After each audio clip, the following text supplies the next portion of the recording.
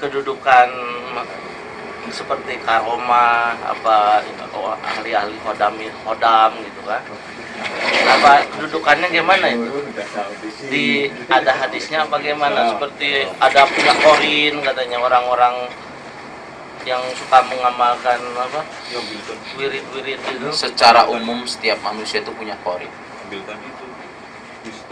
karena tidak ada manusia yang terlahir di dunia ini kecuali iblis, pimpinan dari segala jin atau nenek moyangnya jin yang masih hidup sampai sekarang, dan Allah abadikan sampai nanti datangnya hari kiamat. Itu mengutus kepada setiap jiwa yang terlahir di dunia ini seorang tentaranya yang ditugaskan untuk ngikutin dia terus dan istilahnya mengarahkan dia kepada jalan kesesatan. Tapi ini tidak akan berfungsi sampai ditanyakan, engkau pun ada ya Rasulullah, aku pun ada. Tapi korin yang ada bersamaku mendapatkan petunjuk, ya kan, dan mengikuti agama Rasulullah SAW. Korin tersebut kapan akan tetap bersama dia?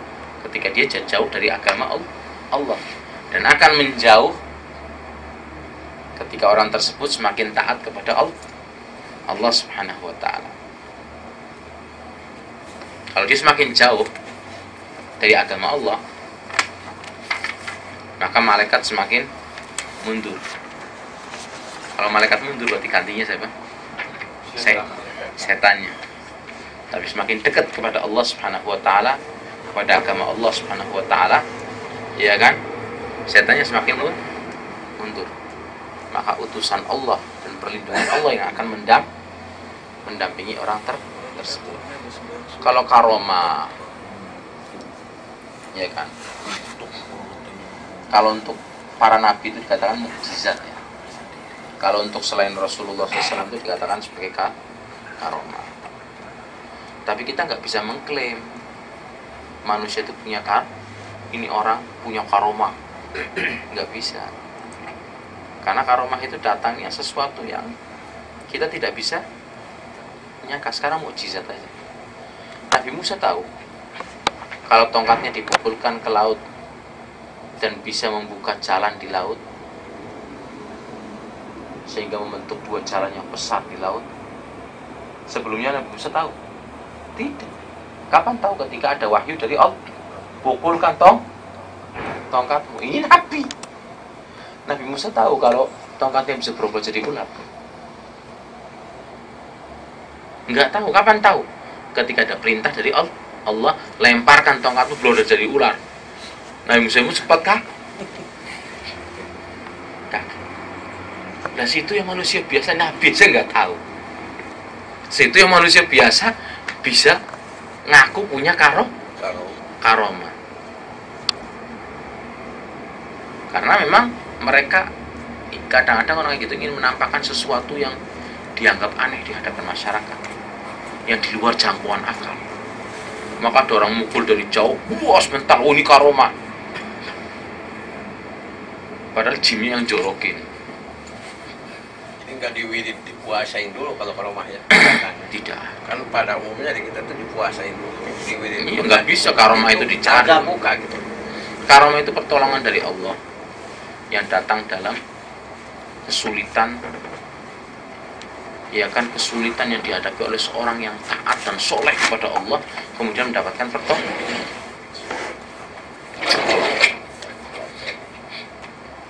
Seperti kejadian dulu di Mekah ketika Masjidil Haram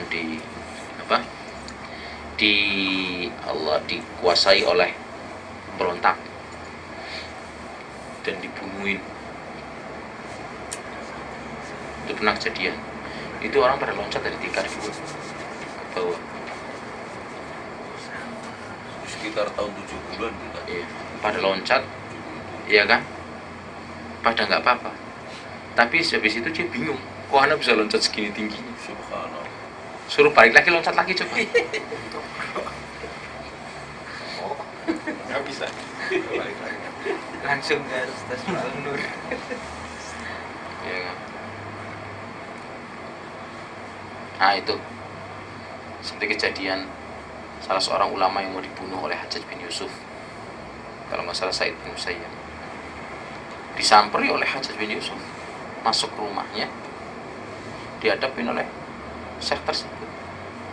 Tapi Hajjaj bin Yusuf tengok, mana ini orangnya?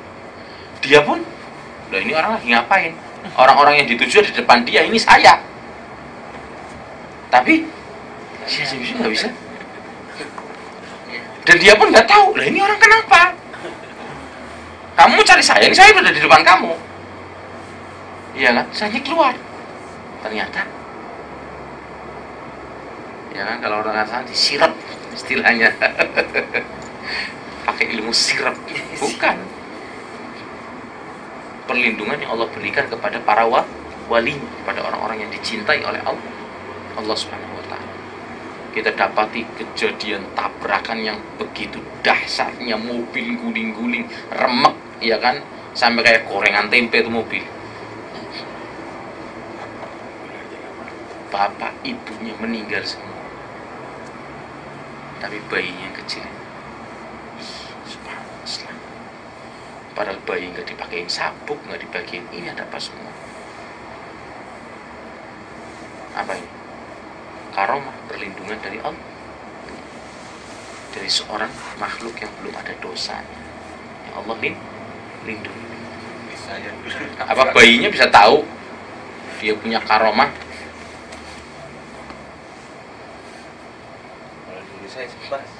Rasulullah tangannya mengeluarkan air, para sahabatnya berwudu. Sebelumnya Rasulullah tahu tidak, Rasulullah berdoa. Setelah berdoa Allah kan kabulkan. Itu mukjizat.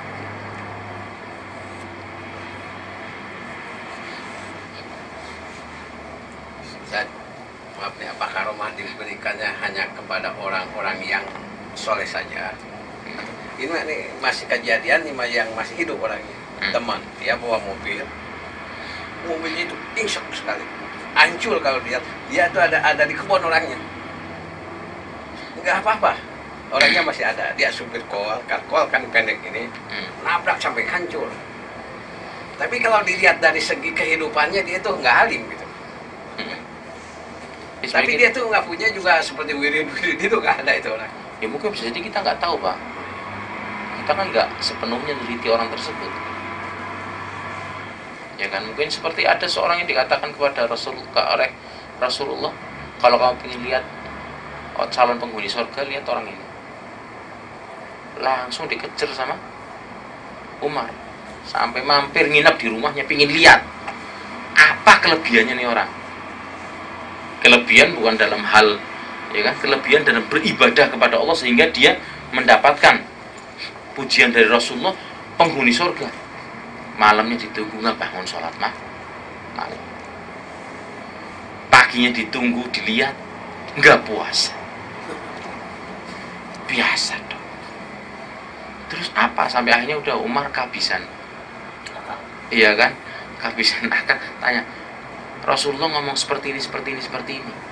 Apa kelebihan kamu? Apa amal kamu? Kata dia, saya tidak meletakkan kepala saya di bantal kecuali saya hilangkan seluruh apa dari tanggungan-tanggungan yang ada dalam hati saya. Orang-orang yang pernah berbuat salah kepada saya, ada apa semua, saya maafkan.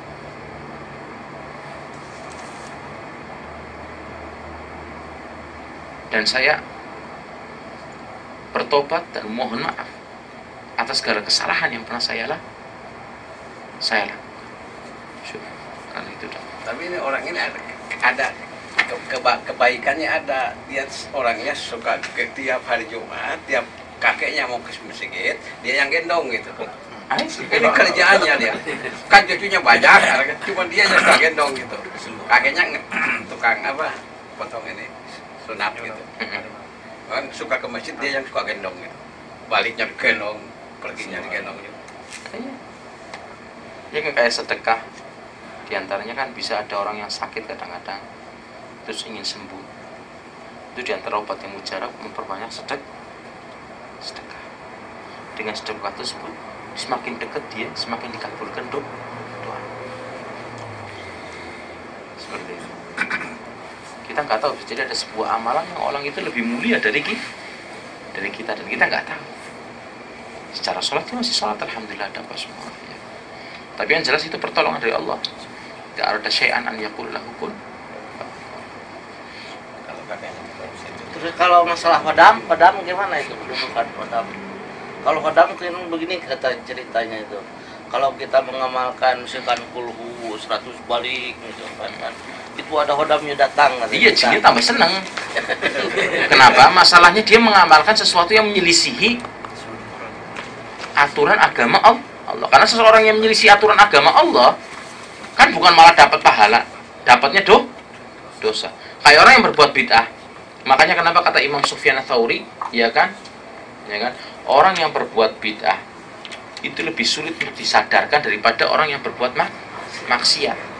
Karena orang yang berbuat maksiat ngaku dia sedang berbuat salah. Tapi orang yang berbuat bid'ah ngaku saya sedang mengikuti petunjuk Rasul, padahal itu bukan petunjuk Rasulullah dan bukan sunnahnya.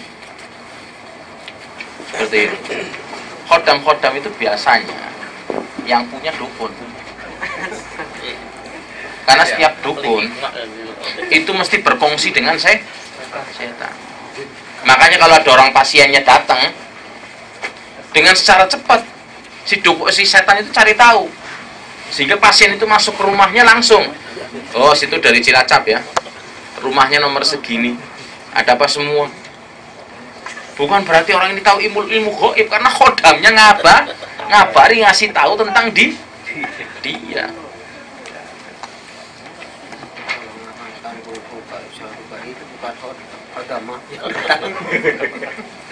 Sini Pak Ustaz, bagaimana biat nggak ada orang tuh berpuasa terus itu gantinya sampai 100 hari, 40 hari puasa itu? Ya puasa apa? Di dalam Islam puasa itu kan ibadah. Iya. Nah ibadah itu tidak bisa dilaksanakan kecuali berdasarkan dalil dasar. Tahu-tahu situ grek puasa, Sampai 100 hari, 40 hari. ya puasa apa? Mungkin itu mencari juga itu. Puasa paling banyak. Puasa paling banyak itu puasa Daud. Jika ada puasa yang Anda bisa lakukan secara terus-menerus, lebih dari 1 bulan itu enggak ada. Puasa yang wajib jelas, puasa di bulan Ramadan. Di antara puasa yang panjang-panjang adalah puasa di bulan Sya'ban. Itu bisa 1 bulan. Tapi kalau bisa 2 hari, 3 hari sebelum masuk bulan Ramadan sudah berhenti. Itu kadang Rasulullah melakukan hampir 1 bulan. Kadang Rasulullah tidak melaksanakan kecuali beberapa hari. Tapi dimulai dari awal waktu. Senin Kemis. Puasa 3 hari. Puasa putih.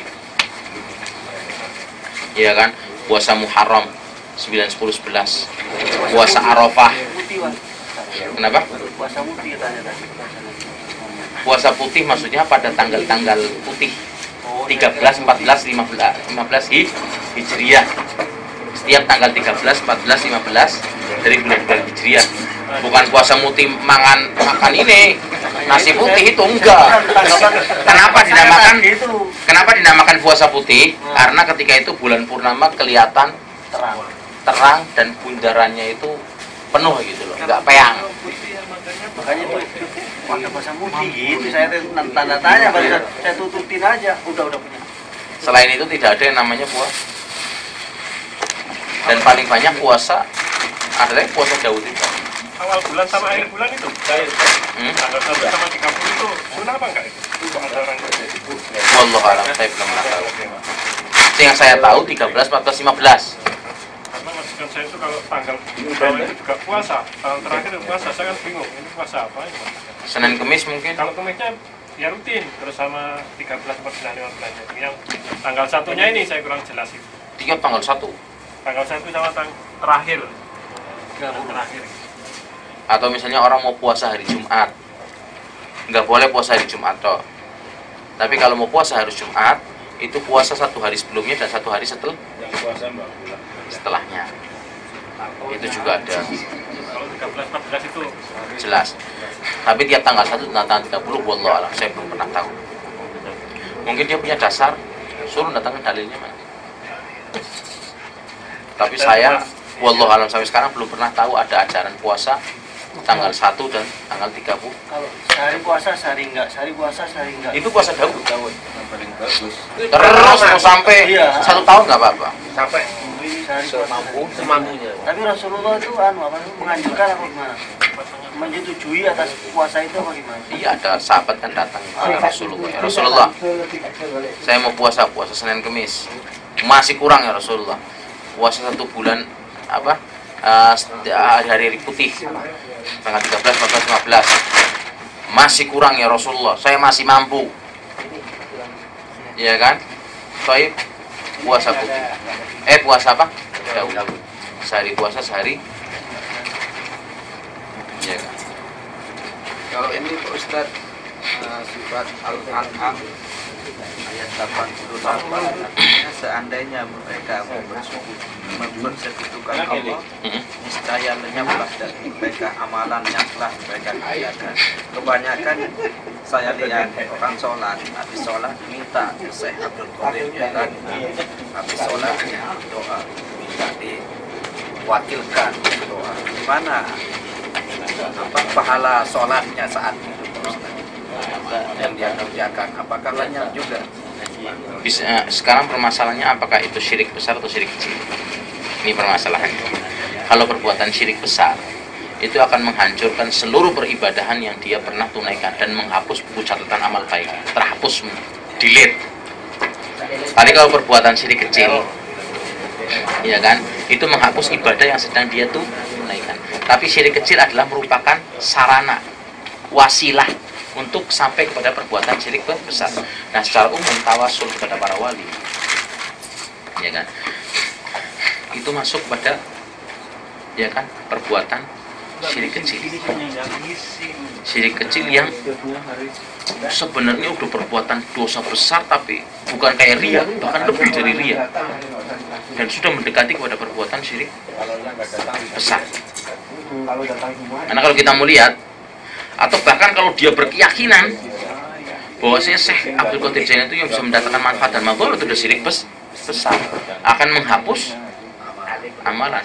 Tapi kalau model kayak tadi itu, ini cuma mengagungkan saya, itu masih diambang, tapi dia udah dekat di jurang. Ketika berkeyakinan bosnya ini yang bisa mendatangkan manfaat dan madharat, udah bisa mengeluarkan dia